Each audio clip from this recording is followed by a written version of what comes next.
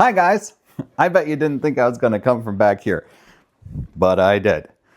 I'm kind of weird. Check this out. If you're making tea, did you know you can mix and match flavors? I have 2 different flavors in here. I don't know anyone who does that. Like, I've seen people do double tea so that they might do like a London fog or add milk or froth, but you can mix and match. Okay, speaking of mix and matching and busting limiting beliefs, right? As in, oh, you can only do 1 tea bag per tea pour. Wow. Is that the cold open I'm going with? I think that's the cold open I'm going with. My cold opens are going to be me stumbling into what I'm actually going to talk about. So, welcome. I'm glad you're here. We're in the house because it is noon and it's super dark and rainy and gross outside. Okay, so today I am going to tell you what I've learned in the last year and a half of going from this scrappy side hustle experimentation, do anything that works, oh my gosh, make it work, and meeting people who are doing that, to growing into a little business that you can just make a living out of, to building a business where you can actually succeed and thrive. And there's a trap in this middle part, and this whole video is going to be talking about that middle part. So if you're super scrappy, or you haven't made your first dollar yet, or you're making 50K and you have a small business that's making just enough money that you keep doing it, but you know you could be doing better, so this is for you. And if you're here, this is something to keep in mind as you're transitioning. So there's this idea that to make more money, you need to work more hours. And in some cases that's true, and in some cases that's false. So after working with individual owners in the past year and seeing what works and doesn't work, I've learned that the hours for dollars thing is a trap. So originally, where you might be and where I was just last year, just the scrappy, I need to get this amount of money this month to pay my bills and get food on the table and take care of the things that need to be taken care of, right? You are scrappy, you are improvisational, you are trying everything, you are seeing what works, and things work. When you start working the system, things work, and it's amazing. When you get your first dollar, you get your first check, you get your first payment, it's a really cool feeling. And then as you figure out what actually pays and you dial in on that, you end up with this, we'll call it a business. You have something that's making you enough money that you keep doing it. But when you were here, you were learning, adapting, changing, practicing, trying. And then once you found out what works, you started just doing that more. And you end up trapping yourself because you only have a certain number of hours and you need to trade those hours for income, and you're working in your business instead of on your business, and you can't break through. You're making just enough money that you keep doing it, but you're not making enough money to solve the problems that you really started your own business to solve, whether that's freedom with time, or freedom with income, or freedom with location, or whatever it is. Like, the reason that you actually started a business, you actually started solving other people's problems, you're not able to get to the next step. So this video is about getting to the next step. Okay, so we're gonna go from making just enough to making more than enough. And there's 4 general principles here. 4? Are there 4? It depends how you chop them up. Okay, but the first one we have is, I gotta check my notes. Part 1, growing what you have. So step 1, so here we go. We're in part 1, step 1 of part 1. I bet I could put text on here. So part 1, step 1 is maximize the profit you already can make. So this is increasing your value, asking for more money. Maybe you're improving your fulfillment or delivery. Maybe you're offering upsells, downsells, cross sells. We can talk at length what those things are. So let me come up with some examples here. Okay, let's say you are running a brick and mortar store. you're selling houseplants. I love houseplants. Mine are in the sink right now, getting a little, they're having their spa day. So you're selling houseplants and your normal person comes in, they buy a plant and they leave. So a simple way to get more revenue out of them, that sounds weird. A simple way to provide more value to them, there we go, would be offering maybe little fertilizer packs for $1. Maybe the organic ones are $2. Like, hey, I see you got this potted plant. That's great. You might have your own system, but just so you know, a month from now, you'll need to give them some food. They'll be hungry. And here's what I've been using to make all the plants look this good. So to make sure your plant doesn't wilt a month from now, grab one of these. And they're like, okay, well, what if I want my plant to live more than a month? Like, okay, well, here's a year, all individual packets, whatever makes sense. It's a silly example, but that's value you could provide for your customer by solving your problem, by solving their problem that you haven't been doing. And you add enough of those up and it starts making a huge difference.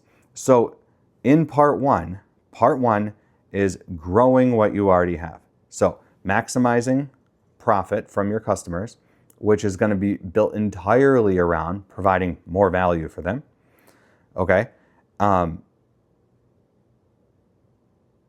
That's part one, maximizing profit. Part two is we're going to increase the lifetime value of the customer. So is this a customer who just comes in once and you never see them again? Is it someone who comes in maybe every spring to get the plants they need to start their garden? Maybe it's whatever it is, if you can identify other ways you can help this customer. So for example, say they come in the spring and you're like, hey, wonderful, just so you know, I have a little mailing list. If you want to drop your email or physical mail address, depending on the size of your company, in the spring, people really know what to do. Get the plants in the ground, water them. But did you know that you should have a mid-season feeding or a late season feeding, or make sure if you want me to send you an email for my local list, like I just let people know, hey, we're in a drought, we haven't had any rain, you might not have noticed, but your plants probably have. So other ways you can improve the value and improve their experience. And then once you have their email, you can let them know about sales or classes or all these other things you can do. So they're not just coming in, buying something, leaving forever, right? Or coming in once a year and then being gone. There's other ways you can interact with them and provide value. And if there's someone who likes plants, they like plants and you're a local expert with plants. So that's a plant example. So again, we're going to provide more value to increase our profits. We're going to have better offers. We're going to work on our fulfillment. We're going to increase their lifetime value. And then we want to decrease churn. So once we have people on that list or on a payment schedule or whatever it is, we want to identify the locations where they usually drop off. Like, do we normally have people sign up for this example email list or mailing list and then cancel after the first month or after the first letter?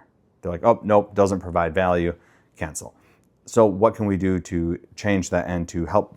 So we have money coming into our bucket and we have potential money coming in, this lifetime value of our customers, and it's leaking out. How can we start plugging those leaks? And in doing that, that's just growing what we already have. It's not a new business.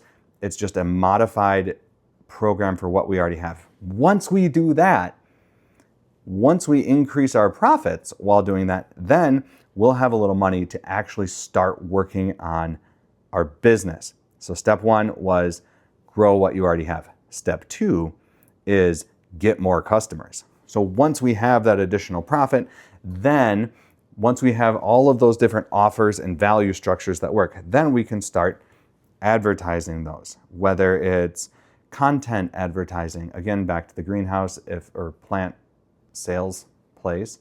If you're selling plants, you just make videos of what you normally do, make them beautiful, show what you do to care for your plants, how much you like your plants. Other people who like and care for plants will watch your videos. It's easy. Once you start doing that, you can advertise. You could reach out to, say, landscaping companies. If you do perennials, you could say, hey, if you guys are doing a big job, let me know. Maybe send me your wish list or send me a picture and I can help you pick the plants. Additional services you can provide. You can upsell, downsell, sideways sell. So an upsell would be adding the little fertilizer sale to the initial purchase. Maybe it's getting them to buy more. Hey, if you buy 3 of those, I will throw in this extra pansy that I have way too much of just because it's beautiful and I think it'd look good with that, but you hit another price point. A sideways sell or a different sell could be something like